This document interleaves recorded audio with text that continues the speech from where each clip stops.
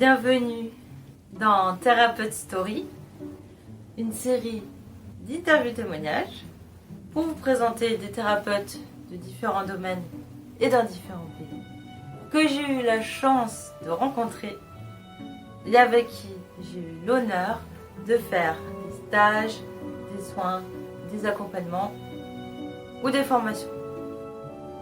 Vous allez découvrir leur histoire, leur parcours et leur expérience singulière sur la voie de l'accompagnement et de l'entrepreneuriat. Puissent ces témoignages vous inspirer si vous êtes sur le même chemin, ou encore vous donner l'occasion d'avoir un coup de cœur et de trouver là ou les bonnes personnes pour vous accompagner. Et tout de suite, voici mon invité du jour.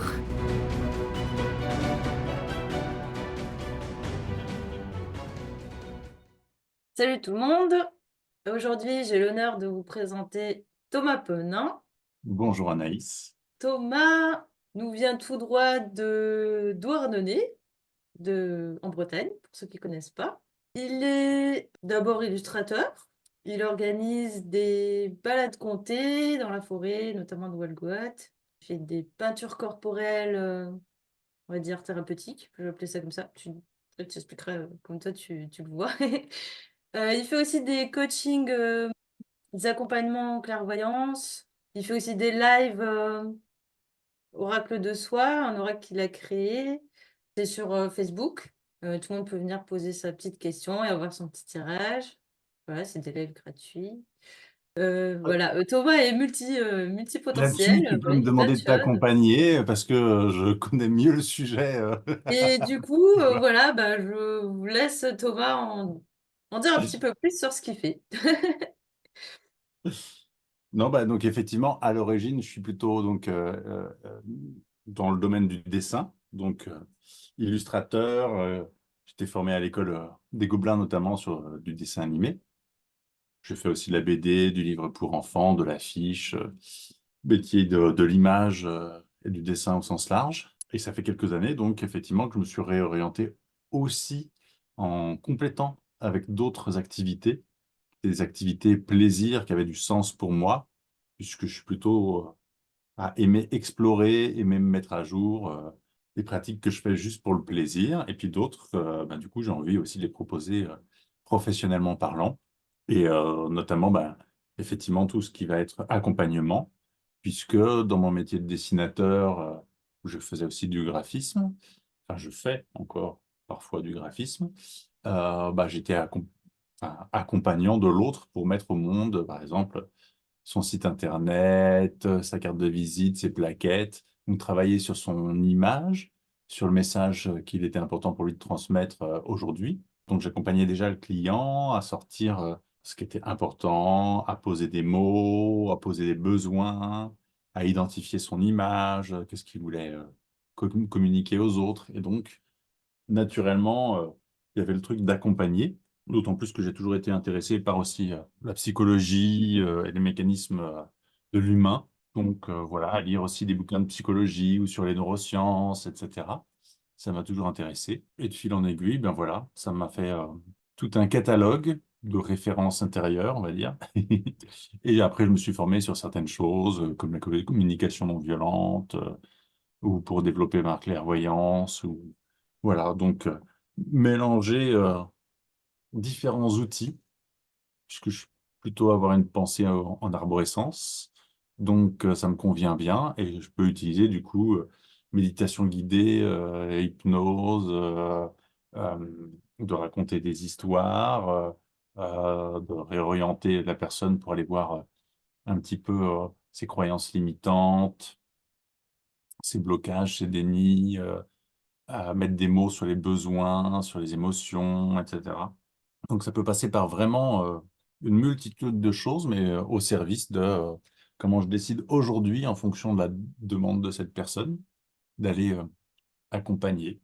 Et effectivement, ça peut être aussi, du coup, j'utilise aussi la nature, parce que même dans mes balades comptées, je ne vais pas hésiter à faire des choses avec le groupe, ou dans mes accompagnements en peinture corporelle et photo. pour aller travailler sur l'image de soi, ouais, bah, de compter pour aller travailler sur la parole dans le groupe ou autre. Et voilà, pour moi, c'est vraiment l'idée de saisir chaque instant et chaque interaction possible pour aller se faire bouger les uns les autres. Voilà un peu autour de quoi j'ai construit mes activités. Chouette, merci. Concrètement, qu'est-ce que tu proposes comme format aujourd'hui aux gens? D'aller voir mon site thomaspenincoaching.com Et de vous démerder. pour aller Voilà, il y voir a tout justement, dessus, plein non, d'interviews. il y a différentes formules Pardon. parce que comme ça m'arrive effectivement d'accompagner parfois aussi avec les cartes, ben, à travers notamment aussi mes lives Oracle que je fais tous les mardis sur Facebook et YouTube. Je fais ça de 18h à 19h30 le mardi soir. Voilà. Mhm. Donc on peut le voir sur ma chaîne YouTube Thomas Penin ou en passant par ma page perso ou pro Thomas Penin sur Facebook. Et donc voilà, j'accompagne éventuellement par les cartes, mais sinon je fais des accompagnements plus classiques aussi, où je mélange, comme je te disais, différentes techniques et où j'utilise ma clairvoyance. La formule classique, elle dure 1h30 à 2 heures pour un accompagnement classique. Et je fais assez peu souvent des accompagnements sur le long terme. Je suis pas trop du genre à faire des accompagnements en 10 ou 20 séances ou les trucs sur un an ou je sais pas quoi. Parce que bah, généralement, voilà, sur une thématique, il est rare qu'il y ait besoin de plus qu'une ou deux séances pour aller, pour moi, débloquer les choses, remettre du mouvement, de la conscience sur la problématique. Et du coup, voilà, je suis plus souvent à tourner sur des accompagnements au cas par cas avec une question vraiment ciblée. Parce que Mm. je vais demander justement qu'il y ait une certaine forme d'engagement par le fait de poser une question et une problématique et pas essayer de résoudre toute la vie de la personne qui ne va pas bien, qui voit 15 000 problèmes, mais de lui demander justement de focaliser sur qu'est-ce qu'elle veut venir travailler dans une séance. Et pour moi, c'est ça aussi l'accompagnement. Parce que tu peux être dans une période où ça va mal, et où finalement, presque même si tu es dans un état d'urgence, de détresse, etc., peut-être la séance, elle va juste servir à te calmer, à te remettre dans un état où tu es en mesure d'entendre, d'écouter, Mm. de revenir sur quelque chose voilà, où tu te recentres. Parce que vouloir travailler sur ma vie va pas bien, et alors le couple, le travail, j'ai plus de sens dans ma vie, etc. Enfin, peut-être on va justement voilà, déjà remettre de l'apaisement pour que peut-être le sens il se dégage tout seul naturellement à partir du moment où l'eau n'est plus l'eau du bocal n'est plus agitée et que du coup la vase peut Mm. redescendre et que c'est plus une eau boueuse dans laquelle c'est le marasme, mais plutôt ben voilà de pouvoir voir ah bah tiens il y a de la boue, il y a de l'eau, qu'est-ce que je fais là maintenant que je suis plus apaisé. Mm. Ouais, une bonne image, l'image du bocal. Ouais, c'est important déjà de commencer par avoir l'esprit plus clair avant de vouloir s'attaquer à des choses, dénouer des trucs. Puis en plus, des fois, il y a plusieurs choses qui se mélangent, donc c'est un peu le bordel. Enfin, ouais. Pour moi, c'est des éléments importants pour quand tu es accompagnant, coach ou voilà. Des fois, les gens ne se renseignent même pas sur l'état émotionnel, psychologique et autres de la personne. Mm. Euh, pour moi, aller accompagner, par exemple, quelqu'un qui est sous un traitement médicamenteux et qui a l'esprit complètement embué, et ben, c'est pas forcément si évident parce que ce que tu vas pouvoir lui dire ne sera pas forcément retenu ou autre. Donc, c'est aussi important voilà, pouvoir accueillir la personne, pouvoir repousser le moment si c'est nécessaire. L'idée, c'est pas d'être en chasse au client et d'accepter tout ce qui passe. Pour Mm. moi, c'est aussi, enfin, c'est ce que je renvoie sur le pouvoir personnel de chacun, y compris justement de l'accompagnant, de savoir offrir un moment de qualité où on est disponible et on sait que ce qu'on va faire va pouvoir être entendu et créer un impact. Mm, mm. Parfaitement d'accord avec toi. Et c'est important aussi de pouvoir rediriger les personnes selon là où elles en sont, ce qu'elles vivent. Aussi de se dire, bon, ok, là, l'état dans lequel tu es, moi, je me sens pas apte à t'accompagner dans ce que tu as besoin actuellement. peut-être passe d'abord par ça, ça, ça ou ça, et ensuite revient me voir pour qu'on aille travailler sur des trucs, enfin, selon ce qu'on fait, hein. Alors moi, par exemple, ça m'est arrivé d'avoir une personne il n'y a pas longtemps qui avait besoin d'aide. Quand elle est venue un petit peu en détresse me parler, et elle avait un gros problème d'alcool, en fait. Et le truc, c'est que ben, pour moi, c'était difficile de pouvoir gérer ça, alors que, enfin, pour moi, la base, c'était déjà que la personne aille s'occuper d'abord de son problème d'alcool, qui engendrait des problèmes de relationnel, etc., pour pouvoir ensuite aller voir qu'est-ce qu'il y a au fond, quoi. Parce que sinon, je pourrais aussi très bien travailler avec elle et l'aider à se défaire de ses addictions, mais moi, en tout cas, pour l'instant, c'est pas ma spécialité.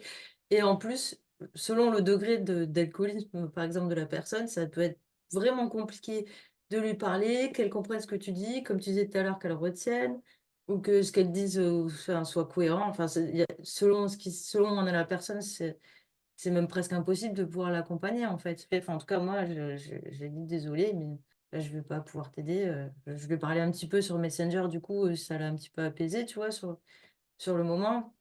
Mais après, je voyais que il y a plein de choses qui faisaient que pour moi, c'était pas OK, en fait. Du coup, ça peut être de notre responsabilité en tant qu'accompagnant de créer un cadre et de dire, ben voilà, si tu souhaites un accompagnement, ça peut être effectivement sur simplement te donner une ligne directrice pour réfléchir à ce problème d'alcool et si tu veux l'arrêter ou pas. Parce que moi, Mm, ça sera une des conditions pour t'accompagner par la suite. Je me sens pas les épaules de le faire si tu viens sur un accompagnement alors que tu es alcoolisé et que, voilà, exposer les choses et poser un cadre. Et puis l'autre, ben, justement, vient dans ce cadre ou pas. Et c'est OK. mm. Ouais, Justement, comme tu disais, ça dépend accepter de aussi de... perdre quelqu'un potentiellement parce que tu sais que sinon, c'est brasser de l'air. Et moi, ça m'intéresse pas de prendre des sous à des gens pour brasser de l'air. Moi, ce qui m'intéresse, c'est de faire ce qui me plaît, à savoir cette activité d'accompagner, tout comme quand je fais du dessin, d'autres choses, quoi. Ça part déjà de moi. Et si ça m'intéresse pas, je le fais pas, quitte à perdre des sous. Ouais, parce que ce que tu disais tout à l'heure, l'important, c'est aussi de sentir toi enfin, ce que tu as envie de faire, quoi. Au-delà de ce que tu penses être capable ou non, c'est qu'est-ce que tu as envie d'apporter aux gens avec qui tu travailles, quoi. Et avec qui tu as envie de bosser, c'est important, en fait, hein. Ah oui, quand tu regardes en Occident, la majorité des gens auraient besoin d'aide, Bah ouais, d'accompagnement, c'est de ça. soutien, de direction, de trouver... voilà. Donc, il y a déjà un public largement suffisant. Après, il y a Mm, des gens qui ne sont pas prêts à payer des accompagnements. Il y a des gens qui ne se créent pas la disponibilité pour. Ça aussi, ça m'est déjà arrivé une fois ou deux là, au début de ma pratique, d'avoir des gens qui étaient en mode bah, je prends un accompagnement, mais j'ai des gamins en même temps qui me demandent des choses. Je fais ça dans mon salon, donc il y a tout le monde qui passe, donc je me sens pas disponible, j'ose pas dire certaines choses parce qu'il y a des gens qui écoutent, etc. Et là aussi, ben, du coup, mm, ça m'a aidé tout de suite à poser un cadre là-dessus en me disant, ben non, justement, on va parler potentiellement de problématiques, de choses profondes, de choses intimes. Je demande à ce que, si on se fait 1 heure ou 2 heures, euh, il y ait vraiment un espace créé pour pouvoir parler librement ensemble. C'était aussi quelque chose que j'ai appris à encore mieux poser et définir avec la communication non violente, parce que pendant 2 ans, j'ai co-animé un atelier qui était destiné à des personnes qui pratiquaient la communication non violente, et dans lequel on distribuait certains rôles en début de séance pour s'entraîner justement à être, par exemple, le gardien du temps, le gardien de la parole, ou d'autres rôles comme ça. Et donc, ben, quand tu étais le gardien du temps, tu essayais de faire en sorte qu'il n'y en ait pas un qui parle pendant 1 heure et demie, alors que les autres, ils parlent 10 minutes. Voilà. Comme je te disais, là, quand tu es accompagnant, pour moi, c'est aussi être garant de ce cadre, de savoir si tu n'es pas là juste pour blablater et raconter ta vie à la personne que tu accompagnes, à ton client. mm, Tu es là pour écouter, et en même temps, il y a aussi des moments où tu peux être garant d'interrompre parce que la personne te raconte une histoire et que tu sens que ça fait plusieurs fois qu'elle te raconte cette histoire, pour aller creuser quelque chose qu'il y a en dessous, pourquoi ça revient, etc. Et donc, vraiment, c'est à toi de gérer ton cadre, la façon dont tu communiques, ce que tu as envie de travailler, par quel axe tu le prends, et de ne pas te faire kidnapper par l'autre et son besoin. Parce que ça aussi, mm. quand l'autre est en demande, elle manque de sens, a peur, est dans le doute, il y a tous ces signaux qui se réveillent et on retombe sur, ah bah tiens, je vais aussi potentiellement déjouer, entre guillemets, cette panique et revenir sur créer un calme, de l'essentiel. C'est là où je te disais qu'on peut passer aussi sur une méditation guidée, de l'hypnose, quelque chose qui va permettre de redescendre, de se poser. Mm. Ouais, ouais, l'importance de l'état dans lequel tu es, oui, pour pouvoir faire quelque chose de constructif. Mm.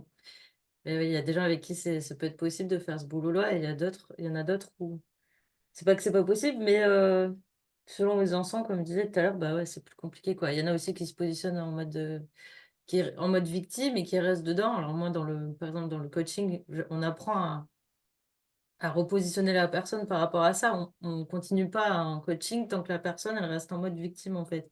Et qu'elle attend de l'autre en face qui soit la solution à son problème ou le sauveur du truc, tu vois. Mais il y a des fois, tu as beau essayer de recadrer la personne, elle reste dans ce truc-là, elle reste dans le... Et là, tu peux rien faire, en fait. Ça m'est déjà arrivé de recaler des gens comme ça aussi, de voir que ben, je suis pas un magicien, j'ai pas une baguette magique, je n'ai pas envie de prendre cette position-là que vous me demandez de prendre, de sauveur, en fait. Et pas moi, je te dirais, peut-être que je suis un magicien, mais pas le magicien qu'on attend, euh, dans le Oui, j'ai sens oublié où de te aussi, présenter comme ça dans la présentation. et L'enchanteur. enchanteur, Ouais, non, mais oui, c'est vrai en plus. parce que je trouve que c'est important d'enchanter, de savoir inspirer, motiver, non pas convaincre et forcer et pousser, et que je vois que ben, finalement le public qui vient vers moi n'est pas trop dans le cas que tu décrivais juste avant. C'est très rare que j'ai des gens qui soient vraiment en mode victime, ça m'est arrivé, mais les dernières fois que ça m'est arrivé, ça remonte un petit moment, hein, au moins 1 an et demi, 2 ans, et je vois qu'aujourd'hui, de plus en plus, mon public il est vraiment ajusté à ce que j'ai envie de pratiquer. Et Hmm. je me reconnais là-dedans. Et les gens qui viennent ou qui reviennent, généralement, sont des gens qui ont envie d'aller vraiment bouger des choses et pas de raconter juste leur histoire de victime et de ressortir d'un accompagnement comme si on sortait d'une discussion avec un ami où on s'est plaint en permanence. Mais de toute façon, Hmm. s'il y a des espaces comme ça, je C'est ne ça. les laisse pas s'installer, en Hmm, fait. hmm. Ouais. Après, c'est vrai que bah, quand on vient avec une problématique, forcément, on se passe toujours un petit peu au départ en mode victime, et c'est normal, on a besoin de vivre ce truc-là aussi, mais ça dépend après si on est dans une démarche constructive, où on a envie d'avancer avec l'autre, avec la personne qui nous accompagne, on est prêt à se remettre en question, à faire des choses, à prendre notre responsabilité et qu'on a envie de reprendre notre pouvoir. C'est ça, en fait, c'est les personnes qui... Le problème, c'est les personnes qui se mettent en mode victime et qui n'ont pas envie de récupérer leur pouvoir, en fait. Et tu auras beau essayer de leur faire... de leur faire changer de vision et de position pour pouvoir les aider à ce qu'elles le reprennent un petit peu.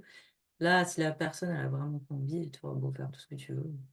Mm. Oui, mais c'est quelque chose que j'ai appris assez tôt, parce que même en tant que dessinateur, voilà, des gens qui peuvent venir vers toi en te disant, ah oui, mais je te commanderais bien un dessin, mais j'ai pas beaucoup de sous, ou alors je vais te payer en 3 fois, ou je te paierai plus tard, et machin. Et en même temps, bah, du coup, je sais pas vraiment ce que je veux comme dessin. Alors je vais t'en faire un, mais après je vais te demander de rechanger et de rechanger encore parce que je suis pas sûr de moi, alors que je te paye des clopinettes. Enfin voilà, donc tu sais qu'à un moment, effectivement, tu te positionnes et tu dis stop, non, parce que refaire 3 fois un dessin où tu fais déjà moitié prix à la personne, non, c'est pas OK si tu veux vivre de ton activité, de toute façon, voilà. Mais quelque part, une fois que l'énergie est en place, une fois que tu es OK avec ça, tu n'attires plus ou très peu ce Mm. genre de personnes. Et même C'est ce quand que tu tu disais es aussi, ça vient avec thérapeute, le temps, à force d'exercer aussi le type de personne que tu attires, il change aussi en fonction de toi, là où tu te trouves dans ton de ce parcours que tu aussi. dégages, ce que tu as à offrir, comment tu te positionnes. Ouais, ouais. Je Mm. pars vraiment du principe où on est créateur de sa vie. Et avec le temps, ça s'affine du coup, avec la pratique. On affine un peu plus ce qu'on veut, le positionnement et tout, quoi. Très bien. Toi, j'ai envie de te demander, qu'est-ce qui te fait le plus kiffer, toi, dans tout ce que tu proposes, dans tout ce que tu fais? Et bah, notamment, plus particulièrement aussi, ça peut être dans l'accompagnement, vu que c'est un peu le thème du... Oui, bah, de... je vais rester un peu plus sur l'accompagnement parce qu'il y a beaucoup de choses Oui, qui me font kiffer. oui. J'imagine. Généralement, de toute façon, justement, en tant que créateur, j'ai décidé de créer des activités qui me font plaisir, donc chacune me fait plaisir. C'est-à-dire, Mm, les moments où ça me fait le plus plaisir, c'est un peu difficile. Enfin, c'est pas, j'ai pas des brefs moments où ça me fait plaisir. Ça me fait plaisir de façon générale. Quand j'ai un accompagnement, que ce soit une personne que je connais pas, peu importe, je trouve ça passionnant d'aller plonger dans un questionnement, une problématique, un besoin, et d'aller explorer ça à fond. Et des fois, dans les moments les plus kiffants, je pourrais dire, c'est des fois, tu vois qu'au bout d'un quart d'heure d'accompagnement, la problématique n'est plus là. Le truc, il a été résolu. Et alors, des fois, tu kiffes juste parce que c'est plus visible ou plus rapide, ou voilà. Mais donc, c'est un petit truc de satisfaction égotique de se dire, ah bah oui, en fait, là, j'ai juste été toucher les bons boutons avec la personne, et du coup, ben, le truc, il est vu sous un nouvel axe, et c'est bon, en fait, la personne trouve d'elle-même sa solution à partir du moment où on arrive à changer l'axe de vision. mm. Tac, c'est bon. Ouais, et puis des fois, les personnes, elles viennent avec un problème en pensant que c'est un truc énorme, mais au final, ouais, comme tu dis, juste en deux, trois phrases, des fois, c'était juste décaler un tout petit peu le regard, des fois, et pouf, il n'y a plus de problème. Ça, c'est cool aussi. Ouais, de voir le soulagement aussi chez la personne, de voir qu'au final, c'était pas si catastrophique que ça, ou si énorme que ça. D'accord. Donc toi, en fait, ce qui te fait kiffer plus particulièrement, c'est, ce que j'ai compris, du coup, c'est le côté exploration, un petit peu Et dans le côté comprendre, vraiment trouver. improvisé des fois, parce que des fois ça a été sur des méditations guidées, je sais pas, une méditation guidée pour aller parler à son enfant intérieur, c'est quelque chose que j'ai fait régulièrement dans certains accompagnements, et de voir comment la personne, oui, allait parler à l'enfant en elle ou en lui, et obtenait des réponses à des questions qui se posaient depuis toujours, où pouvait sortir des émotions, comprendre, avoir des souvenirs qui remontaient de choses qui étaient complètement oubliées, et où tu vois la simplicité, parce que sur de méditation guidée, ça va durer 10-15 minutes, pas plus, et t'en ressors avec plein de choses. À d'autres reprises, c'est moi qui, sentant que la personne avait du mal à intégrer une idée, m'autorise à raconter une histoire, et je vais inventer une histoire sur telle ou telle thématique, et l'histoire va venir spontanément. Des fois, j'ai déjà presque l'histoire du début à la fin. Des fois, je ne sais même pas quelle va être la fin quand je commence l'histoire, et je m'autorise ce genre d'improvisation. Et il y a eu des moments d'une grande beauté ou de plein d'émotions, etc., parce que ces histoires venaient toucher juste un nœud émotionnel ou quelque chose qui du coup, se libérait dans ce moment de créativité. Et donc, je trouve que c'est vraiment beau d'avoir ce mélange entre deux humains qui sont en interaction, qui communiquent, de pouvoir utiliser la créativité, d'avoir toute cette place pour les émotions, pour les questions, voilà, je trouve ça profondément beau et humain. Mais pour moi, il y a quelque chose d'aussi simple, spontané, naturel que quand, je sais pas, tu joues à un jeu de société avec tes enfants, ou tu te fais un bon repas qu'on prépare ensemble avec des amis, ou tu vois, et où il y a quelque chose qui se passe, qui s'installe, il y a des moments de rire, des regards, peut y avoir des larmes ou je sais pas quoi, et tout est le bienvenu, et c'est juste la magie de ce truc que je Hmm. trouve ouais, très naturel et très fluide. Donc, ouais, la spontanéité, la fluidité, la magie du moment, de ce qui se présente Ouais. sur l'instant. Ouais, bah ouais, c'est chouette tout ça. Et c'est ce que Hmm. je fais aussi, par exemple, dans mes balades comptées, qui sont des balades où j'accompagne les gens en fait dans la nature, où il y a du conte, il y a de l'historique, il y a de la connexion aux arbres, à des lieux énergétiques, puisque j'emmène aussi voir des menhirs, des dolmens, des allées couvertes, des chapelles, des sources, des arbres centenaires ou autres. Et, euh, et j'invite au dialogue, j'invite à écouter le ressenti, à le partager. Et pareil, il y a plein de moments magiques, mais où, bien souvent, je ne sais pas, enfin, je connais pas mal de lieux ici, mais tant qu'il n'y a pas le groupe qui est là, tant qu'on ne sait pas quelle va être la météo et l'humeur du jour, je ne sais pas où est-ce que je vais aller précisément. et comment Mhm. je vais aller circuler dans tous ces lieux possibles. Et ça s'improvise dans l'instant. Et, mais c'est, voilà, ça aussi, ça fait partie de la magie que j'aime partager. Chouette. Est-ce que tu pourrais nous décrire un petit peu une idée de comment ça se passe, les balades comptées, de manière générale? Enfin, Ben, comme je t'ai je sais dit, que c'est très c'est fluctuant, comme tu disais tout à voilà, c'est l'heure. Ça peut être... varié. Hein? Ça se passe, mettons, ben voilà, il y a des balades de comté qui vont durer 2 ou 3 ou 4 jours, avec Mhm. des groupes qui vont aller généralement de 3 à 6 personnes. Enfin, déjà, je les reçois souvent chez moi, puisque j'ai une grande maison que je suis en capacité d'accueillir. C'est important pour moi qu'on puisse aussi ben, être réunis pour, par moment, faire le point ensemble, manger ensemble. Et donc, ben, ça, je sais pas, par exemple, je vais regarder, tiens, ah, bah là, c'est marée basse à telle heure. Eh ben, on va commencer par aller à la plage et dans les grottes. Et peut-être, je vais proposer de ramener le tambour et 2, 3 instruments et de s'autoriser à voir si on a envie de chanter ou de faire des sons dans la grotte avec tout ce qui est résonance, mais de se connecter aussi à ce que la grotte évoque en nous. Ensuite, on va aller voir une source, une chapelle, comme je te disais. Ensuite, on va aller se balader en forêt à Huelguat ou ailleurs. Et je vais proposer aux gens bah, d'aller goûter des plantes sauvages, d'aller marcher pieds nus dans la mousse, ou même de s'allonger dans la mousse de la forêt, ou de marcher pieds nus dans la rivière pour se reconnecter à des sensations bien s'ancrer aussi, avant d'aller proposer de, je sais pas, faire un câlin à un arbre ou d'aller parler à des êtres de la nature, tout en racontant aussi, comme je disais, des contes et de l'histoire celtique ou autre. Et, euh, et le soir, on se retrouve, on se fait une bonne bouffe tous ensemble, on raconte ce que ça nous a fait vivre ou autre, autour d'un feu, par exemple.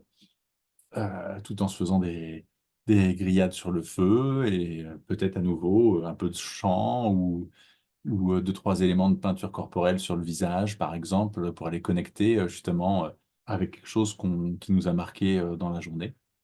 Donc voilà, ça peut être vraiment plein de choses, parce que là, je te dis un exemple de ce que ça peut être, mais ça peut être vraiment... Bah, chouette, ça donne déjà une petite idée parce que tu vois, balade comptée, les gens ils peuvent se dire, bon, c'est juste une balade dans la forêt où on raconte une histoire, quoi. Mais bon, il y a tellement d'approches différentes, c'est intéressant de voir un petit peu ton approche à toi, où justement, t'inclus plein de choses dedans et c'est très riche et ouais, il y a plein de surprises aussi avec l'improvisation de l'instant aussi. Donc c'est très chouette. Enfin, je trouve ça chouette. Et, et du groupe, puisque je peux avoir des gens qui sont pas du tout familiers avec les contes ou avec les histoires de ressenti ou qui n'ont pas l'habitude d'aller dans des lieux énergétiques ou autres. Et à l'inverse, je peux avoir des gens qui sont même des fois très friands de ça ou spécialistes de ça, et auquel cas, je vais aussi utiliser ben, justement les personnes pour ce qu'elles sont, et Mm. elles-mêmes, elles vont pouvoir partager des choses, des connaissances, des savoirs, et puis ça va faire rebondir des discussions dans le groupe, et on va proposer un petit exercice auquel moi, j'aurais pas pensé si la personne n'avait pas parlé de ça, etc. Donc, c'est vraiment d'être en interaction avec le vivant, encore une fois. Mhm. Chouette. C'est très joli, dit comme Et à ça. partir de ça, pareil, moi, j'entends des choses qui vont me dire, ah bah tiens, là, avec le groupe, je sens que ça vient travailler peut-être sur l'expression de soi, ça vient travailler sur la place dans le groupe, ça vient placer dans... ouais. Et du coup, là, bah, d'autant plus, je vais orienter à travers certains lieux qui vont aller travailler là-dessus ou un compte en particulier. Je vais aller, pareil, faire bouger des choses, libérer de la parole. Mm. Ah, tu fais en fonction aussi de l'énergie du groupe, comme tu disais, et puis des personnes qui sont là, de ce que tu sens aussi, de ce qu'on te partage. C'est très organique, quoi, au final, tout ça. Quand toi, ce qui pouvait m'apparaître important, c'était de se demander aussi pourquoi on fait des accompagnements, justement. Parce que je te parlais, moi, du fait que c'était les plaisirs de faire des balades comptées, des accompagnements, des dessins, des bandes dessinées, de transmettre aux gens. Pour moi, ça vraiment, ça part d'un élan personnel et basé sur du plaisir, de l'entrain, de la motivation, de l'inspiration. faire ça comme si tu étais obligé de faire bosser chez McDo ou de faire caissier pour avoir des sous, alors que ça te plaît pas, je vois pas l'intérêt. Donc, c'est vraiment pour moi comme dans les accompagnements, d'abord de savoir cerner qu'est-ce qui te plaît, ce dont tu as envie, qu'est-ce que tu veux mettre là-dedans, et ensuite de poser des pas pour développer ça. Mais s'il n'y a pas d'abord le vrai questionnement, ben, tu vas te retrouver à, je sais pas mettre mon tarif, je sais pas parler de ce que je fais, je sais pas, j'ai tout le temps peur de me tromper, j'essaye d'être tout le temps gentil avec la personne, donc justement, je vais jamais rien dire qui dérange, je vais jamais aller creuser dans l'intime parce que j'ai peur d'aller blesser la personne ou j'ai peur de et toutes ces peurs et ces freins, tu vas jamais les dépasser parce que tu n'as pas une envie, un objectif, une raison d'être, une raison de pratiquer. Et c'est bien d'avoir de connecter vraiment, pour moi, à l'essentiel de pourquoi tu vas dans cette activité-là, pour ensuite mettre en place des pas qui vont être à ton service. Hmm. Ah, c'est intéressant ton approche là. Moi, j'arrive pas forcément à faire le lien. Pour moi, ce que tu dis, c'est important et je trouve ça juste. Par contre, c'est quel lien que tu fais toi entre le fait de savoir ce que tu veux et le fait de d'avoir plus ou moins des peurs en lien avec ce que tu vas faire avec l'autre? Parce que l'un n'empêche Bah, pas l'autre pour moi, enfin, de mon point de vue. typiquement, là, encore dans les personnes que j'ai accompagnées cette semaine, il y a des gens qui se lancent sur un projet, mais qui n'ont pas identifié vraiment tout à fait ce qu'ils voulaient y mettre, les raisons et aussi les croyances limitantes ou les peurs ou les doutes qu'il y avait. Et du coup, ils se lancent, mais ils font un pas dans un sens, un pas dans l'autre, un pas de machin, etc. Et ça se dilue parce qu'en Hmm. fait, tu ne vois pas vraiment les pare-feux, les ornières, etc. que tu as mis en place. Et du coup, en fait, tous Hmm. ces doutes, ces peurs sont plutôt au service d'essayer de se protéger de quelque chose que tu n'en as même pas identifié. Donc, tu n'es même pas en train de travailler sur ce que tu aimes, tu es en train d'essayer d'aller créer quelque chose sans avoir entendu quels étaient tes besoins, tes peurs, tes émotions, tes Hmm. blocages, tes croyances, etc. Oui, en effet, je comprends mieux. Oui, c'est super important en fait d'aller voir régulièrement aussi. Si on sent qu'il y a des choses qui nous titillent un petit peu, ben, d'aller checker régulièrement en fait, hein. D'ailleurs, il y a beaucoup de thérapeutes, de coachs qui se font accompagner régulièrement, même tout au long de leur vie. C'est mon cas pour l'instant, de voir quand j'ai des blocages pour certaines choses, au lieu de me forcer à faire des trucs, alors qu'il y a des endroits où je le sens pas forcément, bah, tu sais, je me dis, tiens, là, il y a un truc qui me titille, qui peut me bloquer dans certaines choses. Comment je peux faire pour essayer de voir déjà qu'est-ce que c'est chez moi, parce que j'ai pas non plus envie forcément que ça interfère sur mes accompagnements, quoi. J'ai envie d'être au clair avec moi-même. Et du coup, bah là, si besoin, bah, je demande à des confrères dans le même domaine pour m'aider à y voir plus clair sur mes problématiques internes, en fait. Mm. Et oui. Parce que quand tu es dans un espace, ça ne veut pas dire qu'il n'y a plus de peur ou plus de doute, mais qu'ils ne sont pas encombrants, ils ne sont pas à te limiter en permanence ou à t'agiter en permanence. Bah, si je te donne un exemple, c'est par exemple l'envie d'aller, pour moi, partir explorer le Pérou. Voilà. Mm. Si je suis bien centré dans mon envie, dans mon feu intérieur, etc., j'y vais, je peux partir avec très peu de choses, puisque je sais que là-bas, si j'ai besoin de bonnes chaussures de marche, si j'ai besoin d'un pull en plus ou d'un autre sac à dos ou de je sais pas quoi, je peux acheter dans des magasins. Ça va aussi m'inviter à parler à des locaux pour trouver les trucs, etc. Ça va faire du lien, c'est pas un souci et ça va se développer. Puis là, tout d'un coup, je décide d'aller dans la jungle, ben, je l'avais pas prévu. Et là, bah, il faut que je trouve un bon guide, il faut que je trouve machin, etc. Mais je vais être à l'écoute de mes ressources, etc. Si je suis dans la peur, peut-être je vais aller là-bas et j'ai prévu ma valise et mon truc et mon machin. Bon, alors déjà, aller dans la jungle avec ses trois valises et, et son sac à dos de 12 kilos, etc., ça va être un petit peu difficile. Et puis, Pas peut-être que forcément adapté, non. Du coup, comme j'ai vraiment peur, je veux trouver le bon guide. Mais alors, je vais passer 3 jours à trouver le bon guide.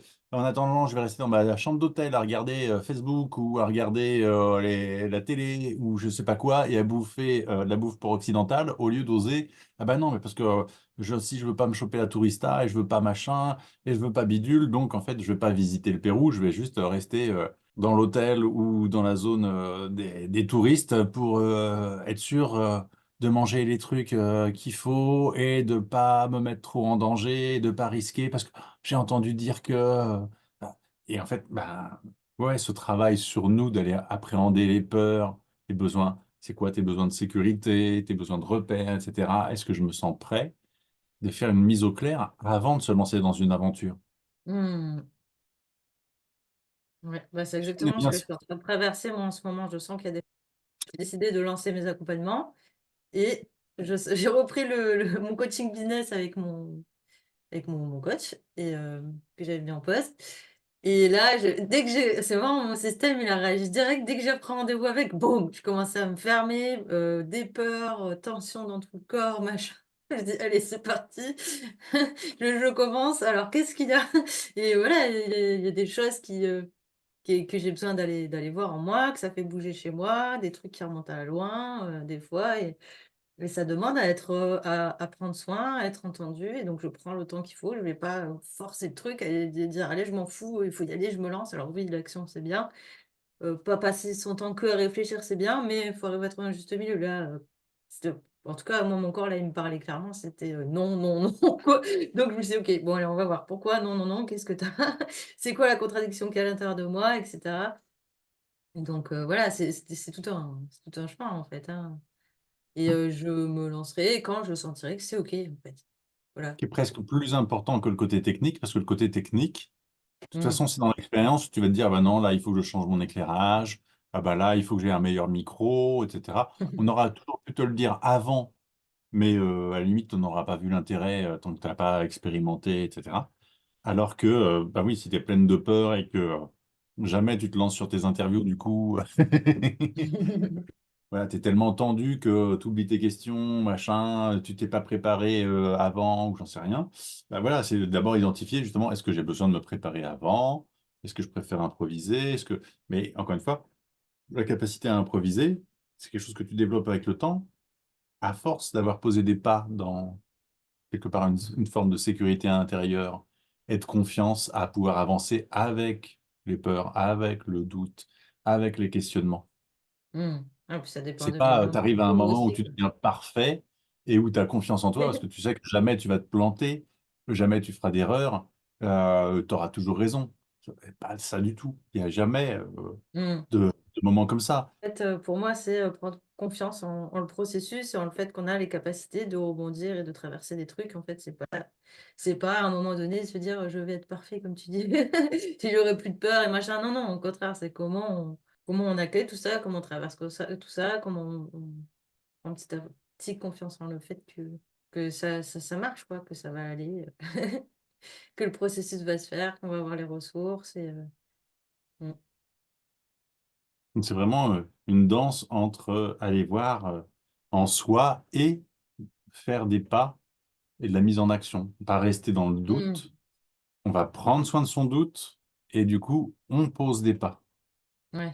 Ouais, ça vient aussi par la nature, une Voilà, quand tu répétition, restes dans comme tu l'espace de la disais. peur, ça mouline, ça peut mouliner des semaines et ne faire que te rendre encore plus dense, plus pesant dans l'action, alors que justement poser des petits pas. Et des fois, ben, s'il y a un pas qui te fait peur, va poser d'autres petits pas à côté qui font quand même Mm. avancer le sujet. Comme tu disais, d'aller en parler à une personne ressource, de demander un coup de main à quelqu'un parce que tu sens que bah, sur tes vidéos, par exemple, si le montage, c'est pas ton truc, bah, tu peux trouver peut-être un assistant pour quelque temps, le temps qu'ensuite tu sois plus posé et que tu saches ce que tu veux faire. Enfin, voilà, il y a plein de façons d'obtenir du soutien. Déjà, si on voit, encore une fois, Mm. quels sont nos besoins et si on ose poser des pas et demander.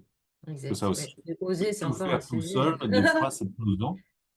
Et moi, je vois que c'est aussi important quand on est dans ces domaines-là d'être indépendant, que ce soit encore une fois illustrateur, accompagnant ou peu importe, de savoir demander du soutien, de savoir payer un assistant ou de savoir se faire accompagner sur tel ou tel sujet.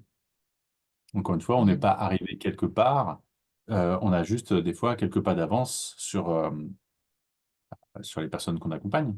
Mhm. Exact. Hum, J'aimerais savoir, j'aimerais que tu nous parles un petit peu, parce que tout à l'heure tu as parlé des balades comptées. Et oui, j'aurais aimé que tu nous parles de ton approche de la peinture corporelle La aussi. peinture corporelle, ben, ça réunit justement le côté visuel avec dessin et peinture que j'apprécie particulièrement. Et ça fait aussi des années que je fais de la photographie. Donc ces séances-là, une fois que la peinture est faite, la plupart du temps, je fais aussi une séance de photos pour que la personne puisse voir les différentes étapes et ce qui change en elle, dans son regard, dans son attitude à travers cette peinture. Parce que donc j'emmène généralement les gens, on va aller connecter à certains lieux. Donc pour certains, ça va être plus la forêt, d'autres les grottes ou la roche, peu importe, la mousse. Ça peut être la rivière ou enfin voilà. Et on va aller au service de cet accompagnement. Généralement, comme dans un accompagnement classique, je vais demander ce que la personne vient chercher à travers ça, ce qu'elle a envie de connecter chez elle ou de libérer s'il y a quelque chose qui l'appelle, et on va aller broder là-dessus. Je dis broder parce qu'il y a vraiment un côté, pareil, la peinture, euh, des fois, elle m'arrive par étapes.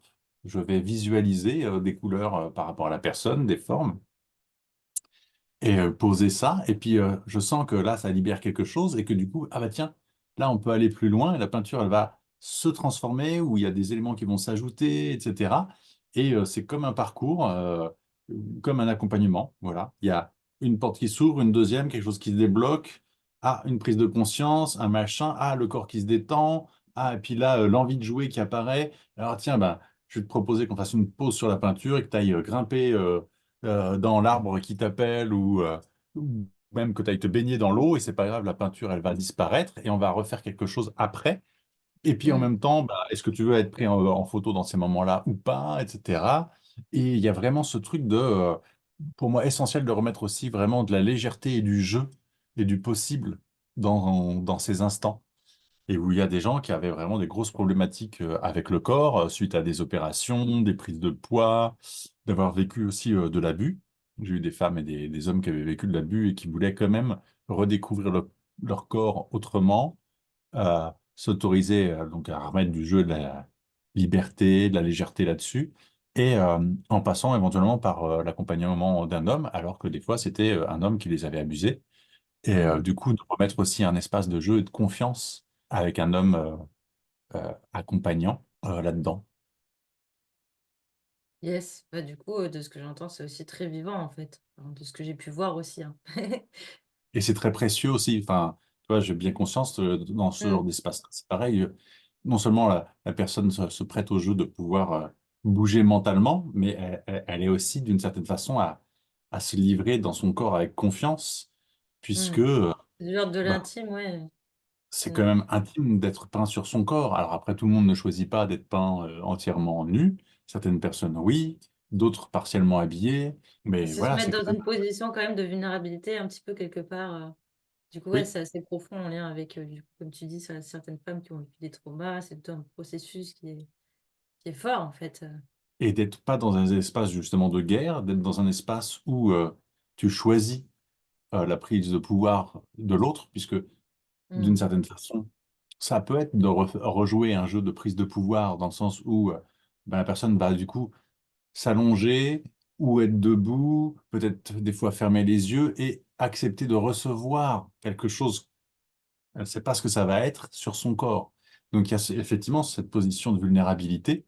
Et c'est pour ça que je dis que c'est un espace précieux et de confiance. Mm. Euh, le but, c'est pas de faire quelque chose forcément d'ailleurs de beau, c'est vraiment d'aller permettre à l'autre de connecter des sensations, des émotions, des mémoires, et de pouvoir se libérer, de peut-être pleurer, de mettre des mots sur quelque chose qui s'est passé ou sur comment elle a reçu simplement sa peinture, les images qui sont venues, tout quoi.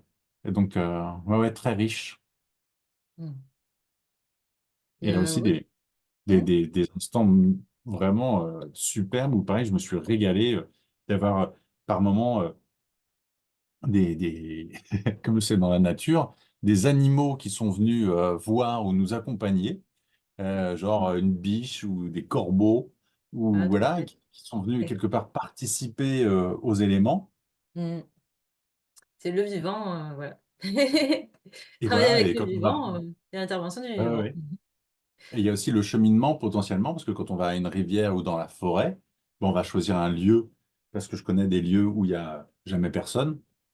Et du coup, c'est aussi cheminer dans ce lieu. Là aussi, il y a déjà peut-être des pensées, des émotions qui viennent. D'aller, pareil, on traverse la rivière et ah tiens, on voit pareil une salamandre. Ah, il y a des plantes sauvages. Ah bah tiens, j'ai envie d'intégrer des plantes à la peinture et des fleurs. Et je vais me faire une couronne de fleurs. Et on va trouver un bâton qui va servir de baguette magique ou de bâton de puissance pour réveiller la puissance en soi, etc. Et on va aller vraiment être comme des enfants et comme des chamans et des magiciens à aller se régaler et se servir de tout ce qui est possible dans cet instant de magie, de confiance, Mm. de C'est un peu comme une joie. mise en scène, au final, quelque chose de une mise en scène, j'ai envie de dire transcendantale, mais c'est peut-être poussé comme mot, mais c'est les mots qui me viennent là. Mm. Ouais. Ou ça peut très bien rejoindre, comme les mises en scène dans les constellations familiales, par Mm. exemple, où ben voilà, on va s'autoriser à être pleinement soi ou à un autre moment à jouer un rôle, parce qu'on a envie de Mm. connecter, ben justement, tiens, on a vu tel ou tel animal, ou ça nous évoque, la peinture nous évoque tel ou tel animal, et donc on va aller connecter cette part animale, ou alors on Mm. va aller connecter notre gardien intérieur ou notre enfant intérieur, on va aller Ouais. travailler sur son masculin, son féminin, et avec tout ce qui est Bah, présent c'est là, une on va mise en scène, mais pouvoir. improvisée, en fait, hein. J'ai oublié de dire ce mot, mais c'est carrément. Voilà, c'est ça. Une mise en scène spontanée, quoi. Voilà. Ouais, ouais. Préparée à Du l'avance. Bah, c'est théâtre ça qui est d'impro. chouette. Mm. Et du coup, pour rebondir sur le thème des traumas, là, parce que tu en as parlé justement, et je voulais rebondir sur ce sujet. On s'était parlé, il y a un petit moment, tu me disais que tu recueillais des témoignages de personnes qui avaient vécu de l'abus. Où est-ce que Oui. ça en est, ce projet-là? C'est un projet sur du long terme, puisque j'en ai retranscrit certains, mais comme j'ai, je sais plus, 35 témoignages qui durent entre 1 heure et demie et 2 heures, il y en a pour des heures à tout réécrire. Donc c'est quelque chose que j'achèverai un jour, mais où c'est déjà simplement venu nourrir ma pratique. Ça peut venir aussi se retrouver dans certains écrits ou bandes dessinées là, dont j'ai le projet. Mais Hmm. voilà, c'est sur du long terme parce que En fait, c'est quoi? Là, tu récupères les témoignages sous forme de vidéo. oui, L'idée, c'était d'en faire un écrit, un un livre, recueil de quelque chose comme ça. témoignages pour que Ok. les gens qui ont vécu du viol, de l'abus et autres formes de violences abusives, voilà, puissent se reconnaître, poser des mots, comprendre les mécanismes, voir comment certains s'en sont sortis par telle méthode ou telle Hmm. l'aide de telle ou telle chose, voilà. Ouais. Et j'imagine que rien que le fait de faire le truc, c'est déjà un processus, en fait, de mettre en place ça, de faire parler les personnes, que les personnes t'aient déjà livré des choses, ça a dû déjà leur créer des choses, en fait, chez elles, rien que le fait de faire cet Ben, acte-là. des fois, Même si, en les- admettant que ton recueil n'aboutisse jamais, le fait de le faire, en fait, a déjà un impact. Mm. bah, c'est déjà une séance de thérapie, hein, quasiment, puisqu'il y Mm. avait certaines personnes qui n'en avaient jamais parlé Mm. ou jamais parlé à un homme. Euh, et donc, oui, oui, des fois, les retours de ces séances, c'était que déjà, dans les jours qui suivaient, ça, pareil, ça remuait pas mal de choses, ça permettait de poser des mots. Certains sont allés, du coup, porter plainte ou décider dans les temps qui suivaient d'aller en parler avec leur famille. Voilà. Mm. Donc, c'est déjà un espace, enfin, voilà, c'était pas réellement de l'accompagnement, mais Un espace d'accueil, déjà. bah, ça a pour moi la même forme que aussi et la même force que les cercles de parole. Mm. Mais au lieu que ça ne touche que un cercle, potentiellement, oui, ça, à travers un livre, ça pourra toucher un public plus large et de façon anonyme. Voilà, c'est aussi peut-être plus sécure pour certaines personnes que de se montrer dans un groupe de parole. Hmm. Yes, bah ouais, je trouvais l'idée chouette. C'est pour ça que je trouvais intéressant que tu en parles aussi. Et actuellement, tu es sur quel projet? Tu m'avais parlé d'ateliers que tu voulais faire, un petit peu sous la même forme que les lives Oracle de soi que tu proposes gratuitement sur Facebook, avec des idées de thèmes, des exercices, que ce soit un peu interactif, tout ça. Enfin, est-ce que c'est toujours en cours ce projet-là? Quels sont les thèmes que tu Non, voulais aborder? Parle-nous un petit peu. actuellement, Non? non, actuellement, D'accord. je l'ai mis en pause parce que je vois que sous la forme que j'avais proposée, avec des interactions avec les gens pour qu'ils puissent parler de leurs problématiques et leurs Ah oui, questions. tu en avais fait un. Ouais, ça y est, je me rappelle. Voilà. Mais justement, certaines personnes avaient besoin de beaucoup d'espace pour pouvoir se déposer, mais du coup rentrer dans de l'émotionnel.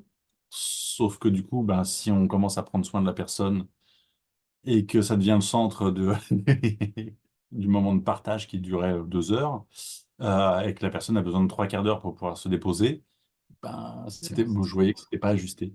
Du Ouais, coup, c'était peut-être trop libre, du coup, il manquait peut-être un cadre. donc je Moi, reviendrai j'étais dessus pas, plus quelque tard, chose de plus en plus mode comme structuré. une mini-conférence, avec éventuellement à la fin la possibilité de poser quelques questions, et une fois que tout a été posé et exposé. Mm. Hmm.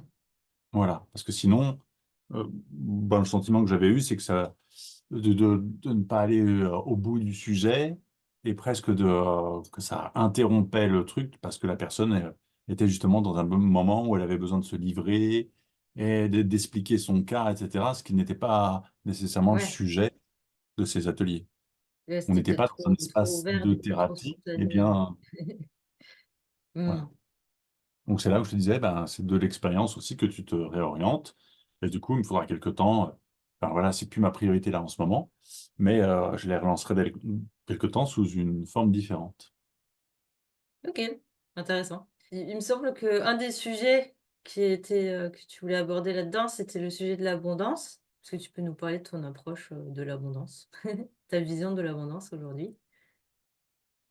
Ben, ma vision de l'abondance, pour moi, repart du principe où on est créateur et j'ai vu, y compris dans mon domaine de départ, le domaine du dessin, des artistes peintres ou autres, qui avaient des gens qui étaient en lutte permanente, qui ne croyaient pas qu'elles pouvaient vraiment vivre confortablement leur vie en étant artistes et comment les croyances pouvaient te déterminer à être dans une forme ouais, de lutte constante où il fallait prouver qu'on était en galère, mais où quand il y avait même des fois des opportunités qui s'ouvraient, on les refusait d'une certaine façon parce qu'on ne voulait pas passer dans l'autre camp de ceux qui ont réussi, de ceux qui, qui ont de la thune, de ceux pour qui c'est facile. On voulait défendre son autorité, enfin son identité plutôt, d'artiste militant, de vrai artiste qui met vraiment ses tripes. Donc ça doit être pénible,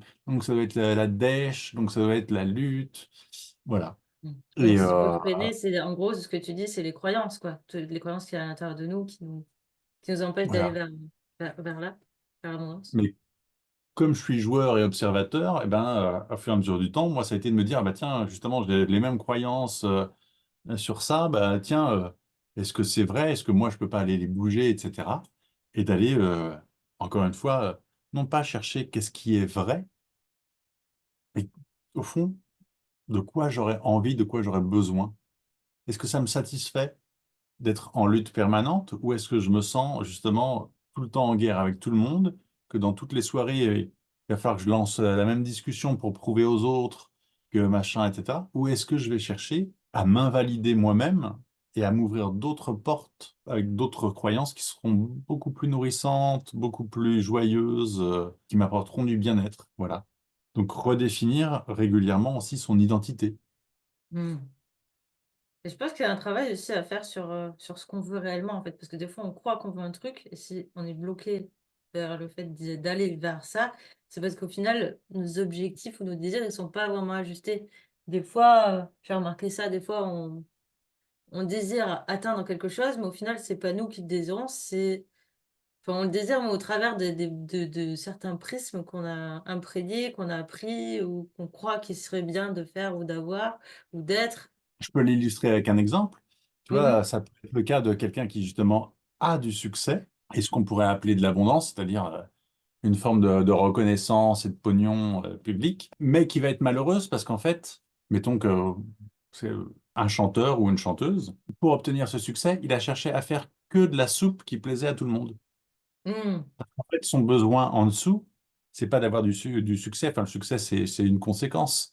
Mais en fait, c'est un besoin d'amour, un besoin de reconnaissance, que les gens aiment ou ce qu'elle a à offrir. Alors, le souci, c'est que bah, justement, tous ces retours de c'est de la soupe, c'est de la musique vraiment qui n'a pas de profondeur, etc., va venir blesser cette personne, même si bah, il y a plein de gens qui s'en foutent que ça soit de la soupe et qui achètent juste pour danser ou pour s'amuser Mhm. cette musique. Au Mais elle final, il va y a le être truc aussi qu'elle sensible. fait pas ce qu'elle aime, quoi. Il y a aussi ça, du coup. Elle est pas, Bah, elle est pas sur le chemin, elle même est sur si le c'est le résultat. métier, Et, même si c'est le métier qu'elle peut aimer, en fait, comme mm, son besoin d'amour et de reconnaissance n'est pas nourri, ça peut finir par la dégoûter. Des personnalités comme Britney Spears ou d'autres qui ont fait carrément des burn-out alors que, enfin, des vraies crises existentielles, alors qu'elles avaient l'argent, le succès, les producteurs, le public, tout ce qu'il fallait. Mais en fait, c'est justement souvent, ben, aux États-Unis, là, les fameux enfants stars, les enfants stars de chez Disney ou autres, qui correspondent vraiment bien à un rôle quand ils sont gamins ou jeunes, ils sont formatés là-dedans. Et quand ils arrivent à l'âge adulte, où ils correspondent plus forcément au rôle de la Lolita ou du jeune prodige ou autre, eh ben, les producteurs se désintéressent ou une partie du public se désintéresse. Et en fait, eux ne savent plus qui ils sont. Ils ont été collés à une image qu'on attendait d'eux. mm, Peut-être pareil, il y avait un besoin d'amour, de reconnaissance, etc. chez eux. Donc on a pu se servir d'eux pour les déformer là-dedans, les obliger à être quelque chose qui ne sont pas profondément. Et ensuite, ben, c'est le gouffre, le vide, le néant en soi, et tu sais pas quelle direction. Et donc tu peux facilement tomber dans une secte, la drogue, l'alcool, ou je sais pas quel comportement excessif, parce qu'en fait, tu as besoin d'aller te rencontrer, tu as besoin d'aller te rencontrer dans quelque chose peut-être de, de vrai, pour certains, ça va être de dur ou tu vois, de compliqué pour pouvoir vraiment se réappuyer sur quelque chose pour pouvoir reprendre pied, quoi. Mais il faut aller, du coup, ben, descendre au fond. mm. Et donc ça, c'est pour retrouver le plaisir de vivre, en fait. Oui, mais parce que en fait, il y a justement une perte de sens profond. Donc, tu vois, Mm. l'abondance, pour moi, c'est un sujet, mais si tu vas pas voir pourquoi tu cherches l'abondance et sous quelle forme, Ouais, voilà, moi, l'abondance de manière globale aussi. Pas je que peux te dire financière.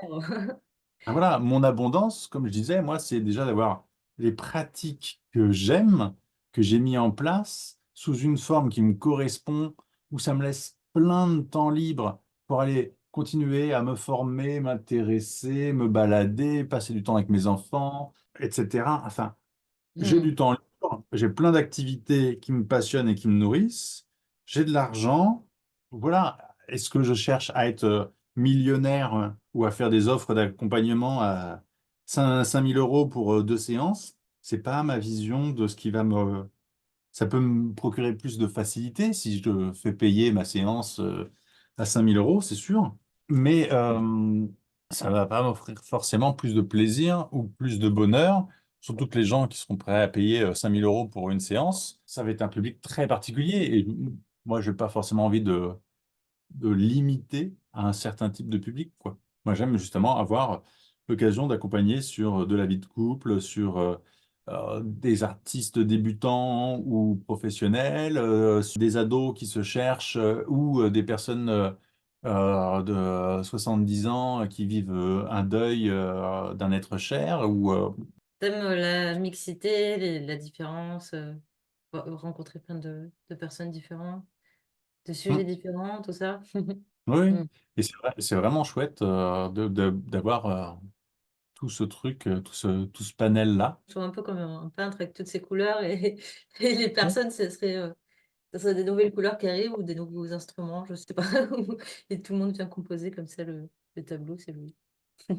Parce que sur les peintures corporelles, par exemple, j'ai eu un jeune homme, j'ai eu des familles, j'ai eu donc avec des enfants aussi qui viennent se prêter au jeu.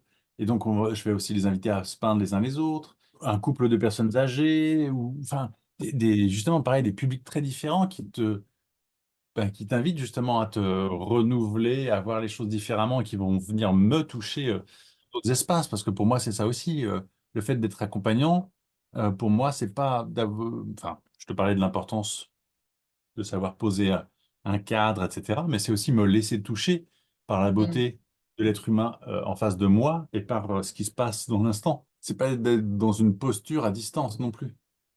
Mm.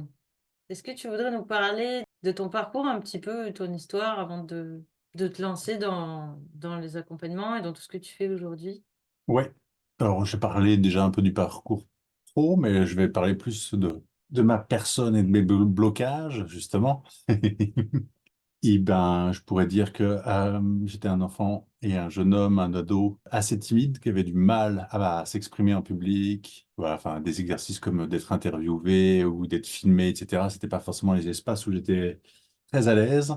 J'étais même plutôt inconfortable, justement. Dès qu'il fallait parler en public, je pouvais être à bégayer ou à avoir vraiment des problématiques.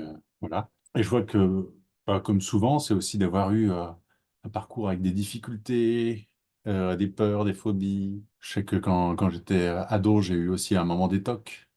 Donc, il y a beaucoup de difficultés et justement une difficulté à vraiment pouvoir exprimer les émotions, être en capacité à me sentir reconnu, entendu. Donc, il y avait pas mal de sujets qui se sont présentés, qui ont été accueillis, abordés, travaillés à travers le temps, à travers à la fois de l'expérience, y compris, comme je disais, dans mon travail d'illustrateur, mais aussi à travers des lectures, des formations, des pratiques physiques aussi, hein. Je sais que dans la confiance en moi, dans mon corps ou autre, comme j'ai fait une dizaine d'années d'arts martiaux, où j'ai exploré en simultané du tai chi, du qigong, du systéma. Enfant, j'ai fait aussi un petit peu de karaté ou des choses comme ça. Bah, c'est des choses qui m'ont aussi posé dans mon corps, qui m'ont amené à ralentir, à avoir différemment le contact avec l'autre, confiance en moi en trouvant mon centre, mon central, ma respiration, etc. Parce que je pense que oui, bah, c'est justement beaucoup plus simple et facile si tu passes par le mental et le corps et enfin voilà, différentes couches de l'humain. Mm. Ça me parle bien, hein, tout ce qui est ouais, arts martiaux et tout, ouais. Pour quelqu'un qui est trop dans le mental ou qui est trop dans l'émotionnel, de revenir à travers le corps et des pratiques physiques avec d'autres personnes, ça va inciter à aller dépasser des caps, expérimenter des choses et vraiment te sortir aussi d'une certaine forme d'habitude et de pensée. Mm.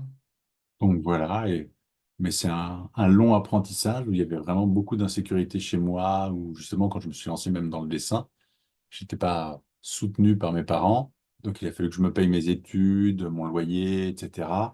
Et que ça me ramenait beaucoup d'insécurité parce qu'on m'avait dit que ça donnerait rien, mes études pour devenir justement dessinateur.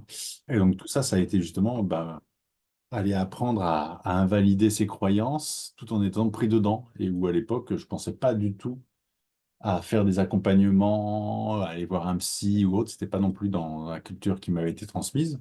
Du coup, ça a été un long périple pour ouais, la découverte de soi, de franchir différents caps, y compris à travers des expériences de vie, comme persister dans le métier dont j'avais envie, et puis voir que ça pouvait réussir, euh, de se mettre en couple, d'avoir des enfants, puis à un certain moment de ma vie aussi, de me séparer de la mère de mes enfants.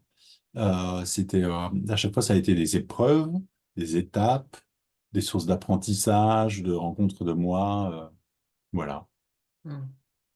que tu peux voir comme des fois, enfin, certaines personnes vont voir certaines étapes comme des galères, ou tu peux voir ça comme vraiment des possibilités de te rencontrer et d'être ce que tu as besoin d'être aujourd'hui. Mm. Du coup, ça. À quel moment précis où tu as eu un déclic de dire, OK, bon là, maintenant, je me lance à mon compte et je fais ce que j'ai envie, ce qui me fait plaisir et où tu as pris confiance en cette voie-là. Et ben pour moi, ça a commencé à devenir peut-être important d'aller travailler sur moi, sur l'axe de qu'est-ce que j'avais à offrir aux gens à travers une pratique, parce que à un moment, ça me créait des tensions avec mon entourage. C'est le moment aussi où pareil, je commençais à me former à la communication non violente et à d'autres trucs, parce que je sentais qu'il y avait un appel là-dedans. Mais pour résoudre aussi justement mes problèmes relationnels, que ce soit dans le couple, avec les enfants, avec le pro, etc. Je sentais que j'avais envie de ça. Mais du coup, il y avait aussi des amis qui me disaient que je devenais casse-couille parce que justement, je faisais le prof ou je faisais le coach sans qu'on me l'ait demandé, en fait. D'accord. Et donc, ça a été d'aller valider certaines choses, de me former sur certains trucs pour le proposer dans le pro et arrêter de le faire avec mon entourage. D'accord. Tu te poser un cadre pour que ce soit les personnes qui ont envie de recevoir ça, qui viennent te voir pour se faire accompagner. Voilà, donc je me rappelle aussi, j'avais fait un stage avec Jean-Pierre Martinez pour aller poser plus de visibilité et quelque part valider ma clairvoyance.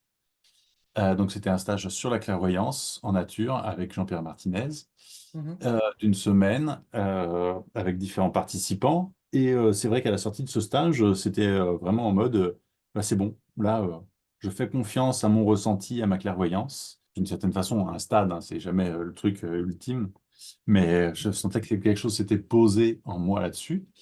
Et dans les temps qu'on suivit, je m'étais fait accompagner par une ou deux personnes. Il y avait eu aussi justement la séparation avec mon couple, enfin, avec la mère de mes enfants. Et donc c'était un peu une période de remise en question, de où est-ce que je vais et tout. Et au fur et à mesure des semaines, j'ai commencé à poser différents trucs. Donc j'ai rejoint un clairvoyant qui m'avait accompagné, m'avait mis dans un groupe de clairvoyants. Et donc j'ai été un peu parler avec chacun. On a échangé, on a partagé nos connaissances, justement nos façons de procéder, nos ressentis. L'un d'eux m'a proposé de co-animer des soirées en visio avec lui, des lives sur la thématique de la clairvoyance. Donc j'ai fait ça pendant quelques mois. J'ai plus 4 5 mois, peut-être 6, jusqu'au moment où j'ai senti que ça arrivait à une limite pour moi, que c'était le bon moment pour aller, moi, proposer des choses tout seul. Et ensuite, ben, justement, dans la foulée, m'est venue l'idée de créer un oracle. Ah, je peux même le montrer. Un Ah petit bah jeu oui. de Non, cartes c'est comme ça. d'oracle d'une soixantaine de cartes qui permettait d'aller vraiment travailler sur soi. Donc, c'était vraiment, pour moi, une sorte d'évidence. Donc, la thématique de toutes les cartes, elle est venue je sais pas, en une soirée. J'avais ma thématique quasiment bouclée et j'ai lancé derrière, un mois plus tard, après l'avoir réalisé, mes live oracles. Et c'était une façon de trouver aussi un autre public et pour moi de m'exercer d'une autre façon, c'est-à-dire plus avec une personne que tu as en présence ou en visio, avec laquelle tu restes un peu comme dans un accompagnement et tu réponds à questions, etc. Mais d'aller tester ma clairvoyance autrement avec des gens qui allaient juste poser une question dans un chat par écrit et où moi j'allais, avec les cartes et ma clairvoyance, répondre à cette question. Mais les cartes, c'était Mm. une sorte d'outil qui me permettait de justement de remettre de la légèreté et du jeu pour non pas faire de la thérapie, mais juste voir comment je pouvais me connecter à la personne, à son énergie, à l'énergie de la question juste en 3 minutes, 5 minutes, répondre à sa problématique à travers donc les cartes et mon ressenti. Mm. Et parce que j'avais un peu d'impression d'illégitimité, que les trucs, on pouvait pas trop les faire à distance, que ça allait être compliqué dans le ressenti ou autre. Et en fait, ben, après quelques lives, là aussi, j'ai invalidé cette croyance et j'ai vu que non, non, ça pouvait être fluide, facile. Et en seulement quelques mois, ben, j'ai vraiment trouvé mon public. J'ai vraiment lâché plein de trucs. Et là où au tout début dans mon live, il pouvait y avoir justement des personnes que je pouvais trouver un peu casse-couilles parce que c'était des appels à l'aide ou c'était des questions en mode divination, alors que là, le but de cet oracle de soi, c'était d'aller travailler vraiment sur soi, sur ses problématiques, sur se rencontrer soi. Voilà, en quelques mois, ça s'est régulé et maintenant, j'ai vraiment, même dans les gens qui sont nouveaux et qui arrivent sans connaître ce live, c'est vraiment devenu extrêmement fluide, facile, joyeux, pertinent. Voilà, il y a vraiment ce truc de plonger dans l'aventure et d'ajuster dans l'instant. Ce qui pourrait être un peu l'inverse de ce que je te disais tout à l'heure, où des fois, je peux préconiser aussi qu'on se pose les bonnes questions avant de se lancer, mais tout dépend de ce qu'on fait. Parce que là, comme c'est un live, c'est un espace gratuit. Ouais, il faut pas faire l'impasse. Il y a des choses qu'on est obligé d'apprendre en faisant, en fait. On peut pas réfléchir avant à ce que ça va donner, surtout quand il y a Oui, la dimension humaine dedans, en fait. Et mais tout notre dépend de la rapport avec les autres. pratique. Ouais. Parce que effectivement, bah, te dire je vais apprendre en faisant, ça dépend. Si ton rêve, c'est d'apprendre à piloter un avion, je te conseille quand même de prendre quelques cours avant. Ouais, voilà, mais moi, c'est pas de ça qu'on parle. Mais c'est Ouais. pareil, je dirais de façon générale, parce qu'en fait, justement, en fonction des gens et de leur blocage et de leur personnalité, il y a des gens qui sont capables d'apprendre l'aventure en allant passer directement 3 semaines dans la jungle amazonienne sans avoir suivi un guide ou Hmm. une formation, hein. Ouais, Donc, ça dépend de la pratique, ça dépend les gens, ça dépend les blocages internes, ça dépend de plein de trucs au final. mais Ouais. justement, si tu vas être dans l'optique d'avoir des blocages, d'avoir besoin de soutien à travers un accompagnant, un thérapeute ou autre, c'est que peut-être cet espace, il n'est pas pleinement libre, pleinement vibrant et que tu as besoin d'étapes. Et dans ce cas-là, oui, c'est bien de te Exact. donner du temps, de la douceur et d'aller voir un petit peu ce qu'il y a en dessous. Du coup, l'importance de la connaissance de soi, en fait, tout simplement, en fait. Quoi qu'on fasse, nous connaître, ça va nous permettre de pouvoir mieux gérer, anticiper chaque période, chaque étape et tout ce qui se passe pendant ces étapes-là, avec plus d'écoute et de douceur, quoi. Partage-nous, si tu veux bien, un moment de difficulté sur ton chemin dans l'accompagnement ou dans l'entrepreneuriat, comme tu veux. Un moment qui a été difficile, qui t'a challengé ou voilà, ça t'a demandé des ressources pour le dépasser et, voilà, et de voir aussi si tu peux partager du coup comment tu t'es retourné, ce que ça t'a appris, la leçon que tu retires de ce moment, etc., etc. Je ne me retourne jamais. Euh, non, mais alors, ben, il y a deux choses qui me viennent, qui sont intéressantes parce que justement, ça peut être vu comme une difficulté ou comme une étape nécessaire et même riche et enrichissante et voilà, en même temps confrontant. Par exemple, mon moment de déplanquage sur les réseaux sociaux où justement, j'ai commencé à partager sur mon profil perso, à parler de ma clairvoyance, à proposer des lives, à parler aussi davantage de ce que je faisais en dessin, en peinture, dans mes écrits, à oser poser des choses comme dans des dessins où il pouvait y avoir une certaine sensualité, etc., ou de mettre des thèmes de texte assez intimes sur des difficultés ou des émotions ou des choses qui avaient été confrontantes pour moi. Donc de partager davantage de ma créativité, de mon intime, de mon univers, alors qu'au départ, j'utilisais très peu les réseaux sociaux ou seulement pour un cercle d'amis proches. Donc je suis passé d'un cercle d'amis proches et de connaissances, enfin de gens que je connaissais déjà, à du coup, ben, en 4 mois, j'ai eu 5000 amis Facebook.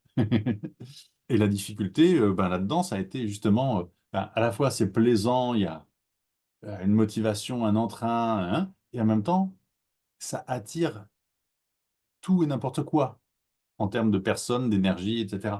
Et du coup, je me retrouvais aussi avec des gens qui allaient me poster des messages à 23 heures ou à 2 heures du mat. J'ai même eu une personne qui voyait que j'étais connecté à 1 heure du mat, m'envoie des messages et commence au bout d'une demi-heure à me gueuler dessus à travers ses messages parce que je réponds pas alors qu'elle voit que je suis connecté et donc je suis méchant parce que je veux pas lui répondre et tout. Donc Hmm. ça m'a vraiment ramené, moi qui étais plutôt timide, un peu des fois resté dans ma grotte ou autre, à me confronter à poser mes limites, accepter de décevoir, accepter de ne pas correspondre à la personne, de ne pas me déformer pour l'autre, etc. Ça venait mettre une nouvelle couche sur plein de choses. Donc, à la fois, c'était régalant parce que je commençais à trouver aussi un public, etc. Et en même temps, bah, pareil, vraiment des gens chelous par moment, des gens en mode j'espionne toutes tes pages, je viens mettre des commentaires ou des likes sur des posts qui ont 5 ou 10 ans.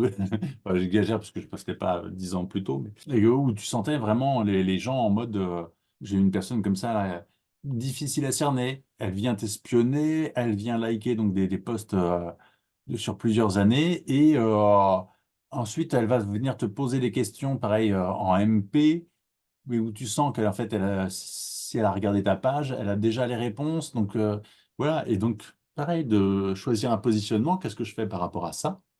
Mm. Est-ce que je mets un stop?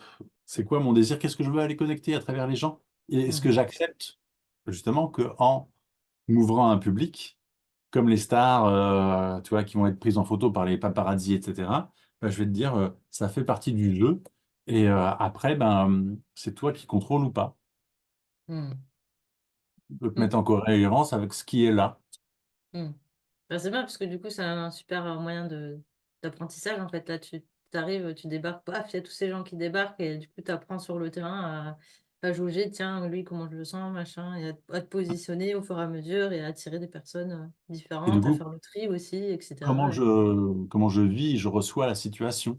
Parce que ouais, c'est il ça, ça faut fait être, travailler à l'interne aussi plein de choses, en fait, ça fait bouger plein de choses à l'intérieur. Mm.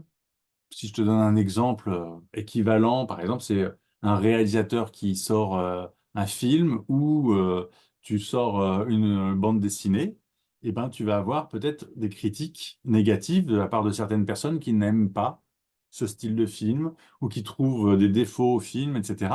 Et donc, tu peux te servir de leurs propos pour dire, ben, je suis une victime, justement, ouais, personne n'a compris mon travail et machin, alors que c'est seulement le reflet de quelques personnes.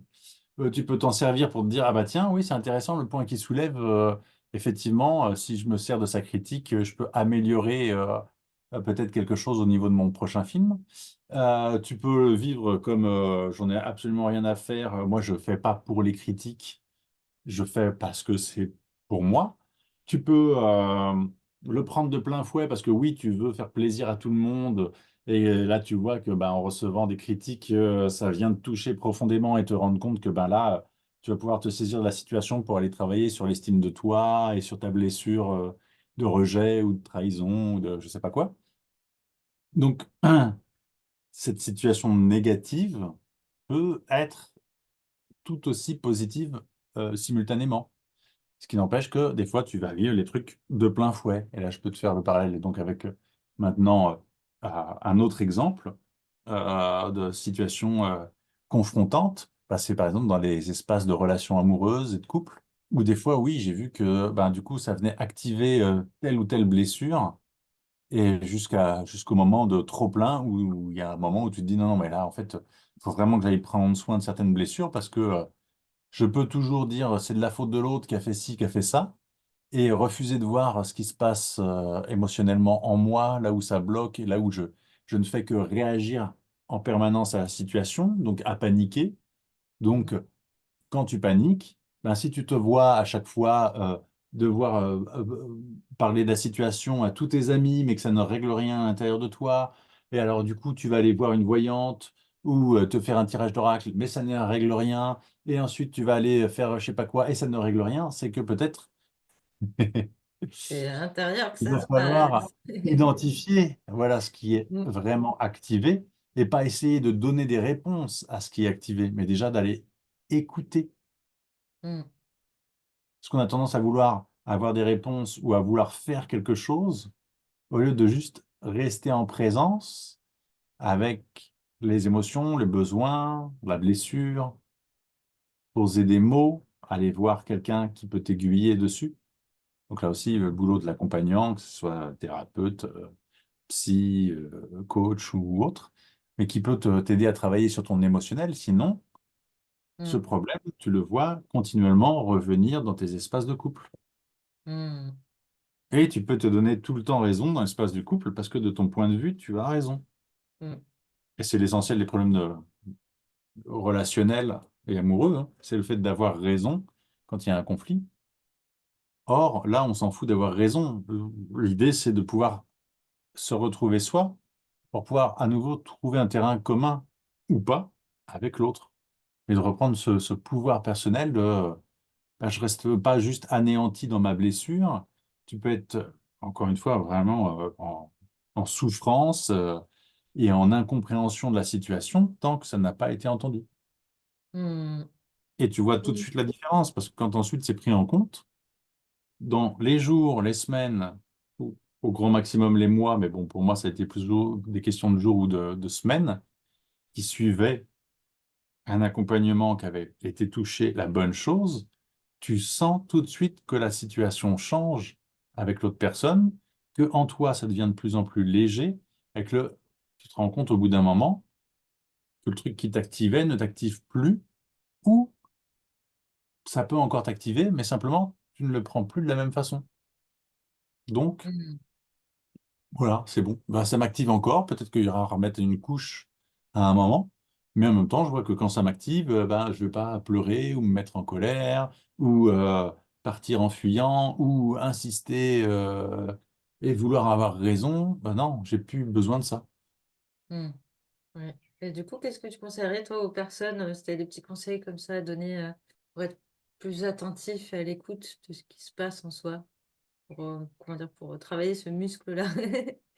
De prendre un accompagnement sur thomaspedincoaching.com. Voilà, tout simplement. Ça, c'est une chose. Et autrement, de prendre du temps avec elle-même et demander du soutien ensuite à des gens. Les deux sont vraiment importants. Hmm. Et si tu n'as pas pris le temps de t'écouter, peut-être tu vas pas tomber sur les bons thérapeutes au départ, parce que tu n'as pas identifié vraiment ton besoin. Et en même temps, de faire plusieurs thérapeutes, ben, t'aidera aussi à identifier ton besoin, et ça, voilà. De toute façon, il y a besoin des deux. Hmm. Est-ce que tu aurais un conseil plutôt axé sur ce qui est en lien avec l'accompagnement ou l'entrepreneuriat pour les gens qui ont envie de se lancer là-dedans, Alors, attends, je vais juste prendre rajouter aussi ce chemin-là? Oui. les histoires de budget. Mhm. Pour les gens qui ont un manque d'estime, qui ne croient pas beaucoup en eux, ou qui n'ont jamais fait de thérapie et qui ne savent pas si ça va être utile pour eux. Des fois, il peut y avoir la peur de dépenser des sous pour un truc qui ne va pas être utile. Donc, si tu t'es mis en galère, que tu as des blessures émotionnelles, il y a plus de chances aussi que tu aies des difficultés financières. Et oui, ben, il y a un cap à franchir. Moi, je me rappelle que quand j'ai commencé justement à me former, j'avais pas forcément les sous pour faire certains stages ou autres.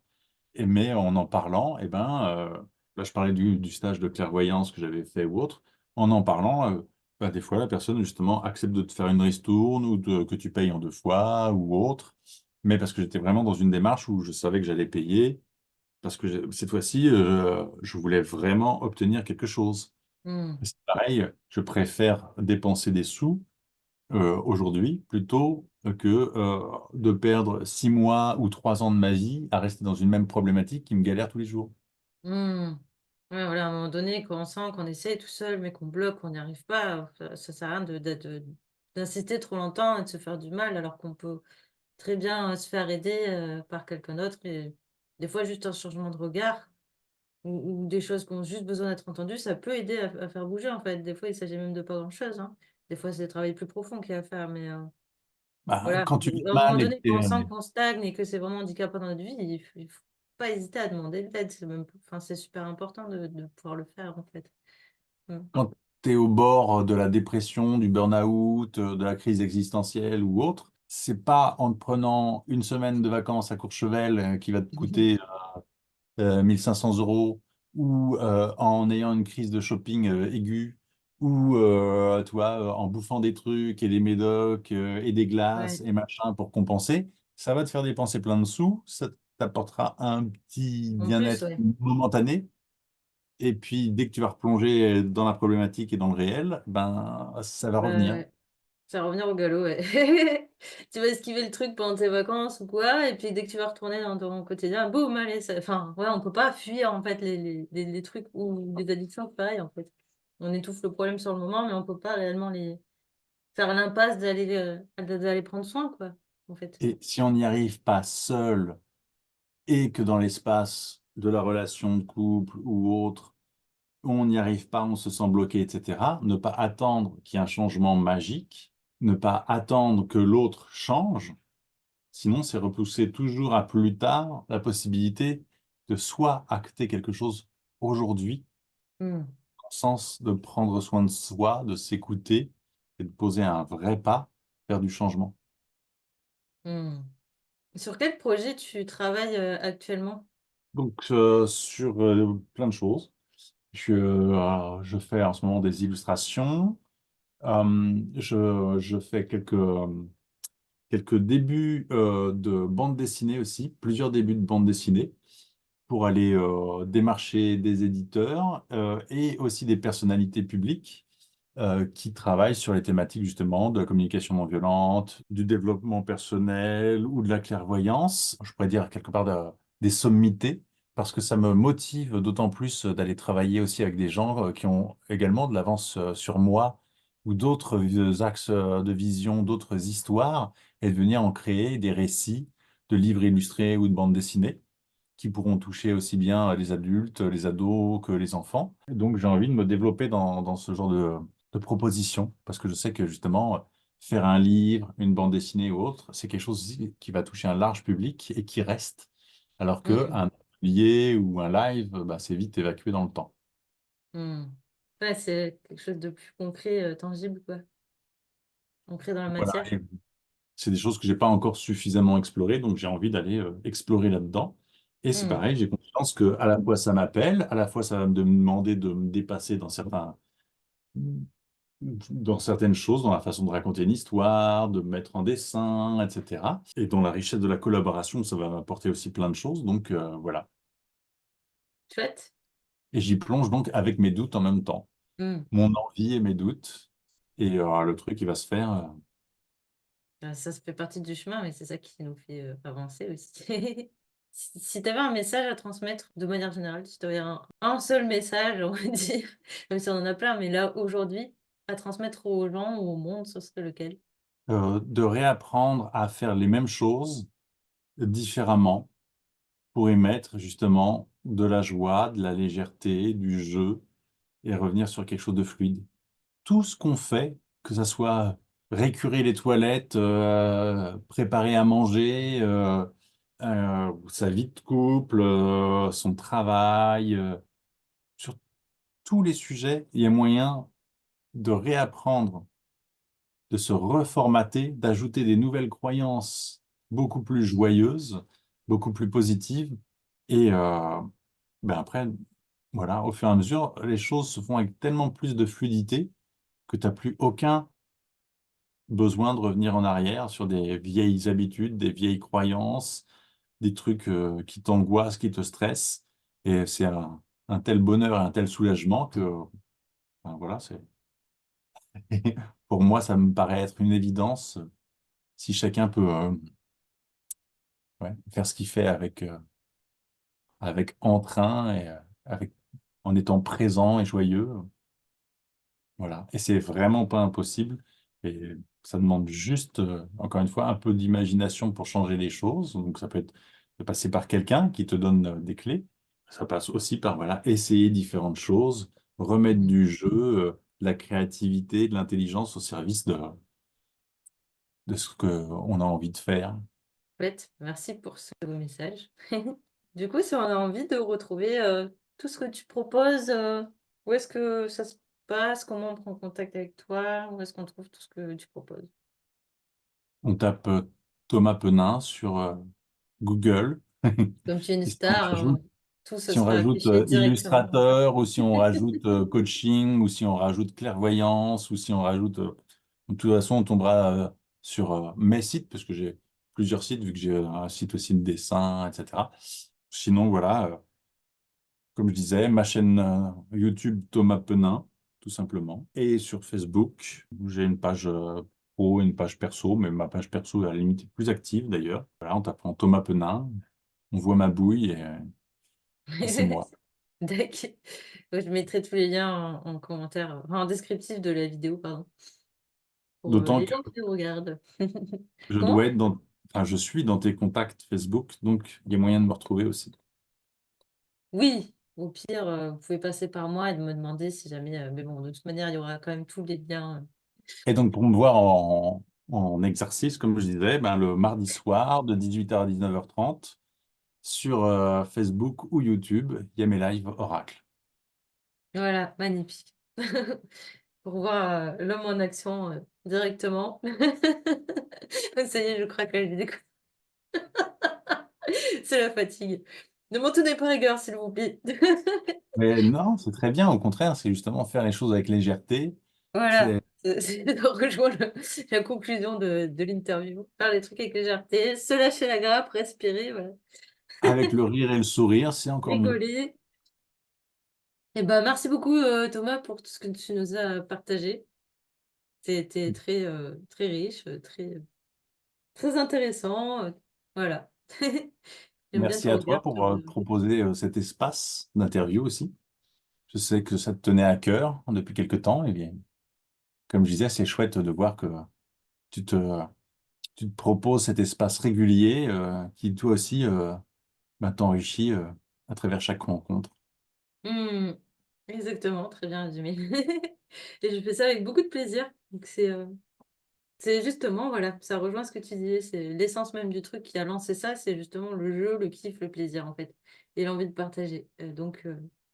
C'est parfait, c'est un chouette élan.